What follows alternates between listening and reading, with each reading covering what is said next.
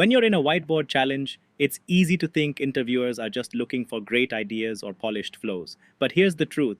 They're not only evaluating your design output, they're assessing whether you're someone they'd want to collaborate with daily on complex, ambiguous problems. They're watching how you think, how you communicate, and how you react when things aren't crystal clear. Let's look at the 5 things interviewers are really looking for.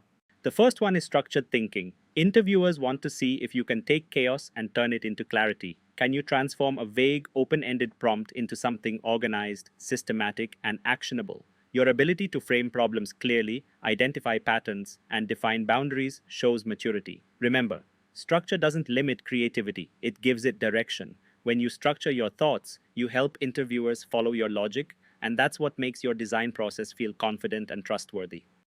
Next is the problem solver mindset. They're observing whether you think like a designer solving real problems or just someone decorating screens. When you talk through your ideas, focus on the why. What challenge are you addressing? What pain point are you reducing? How does your decision make life easier for the user or the business? This mindset shift from how can I make this look good to how can I make this work better is what separates designers who impress from those who inspire confidence. The third thing, user-centered design. It's easy to mention the user in passing, but interviewers notice when you anchor your reasoning around them. Are you genuinely using user needs, behaviors, and goals to guide your design? Or are users just an afterthought in your explanation?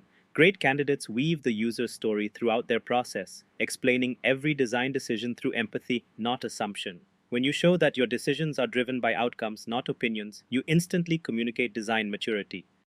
Next, graceful collaboration. This one's subtle but very important. Interviewers will test how you respond when they question your idea or redirect your approach. Do you get defensive? Or do you pause, reflect, and adapt? They want to see if you can listen, co-create, and build on feedback, because design in the real world is never solo work. Graceful collaboration means staying confident but flexible, acknowledging other perspectives while holding on to the core design intent. That's what makes you someone teams want to work with again and again. And finally, justified decisions.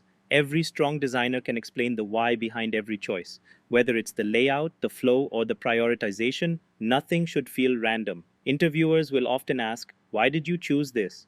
And they're not looking for perfection, just reasoning. They want to know that your decisions are grounded in logic, user value, and context. Being able to justify your decisions shows that your design process is intentional, not instinctive. And that's the hallmark of a strategic designer.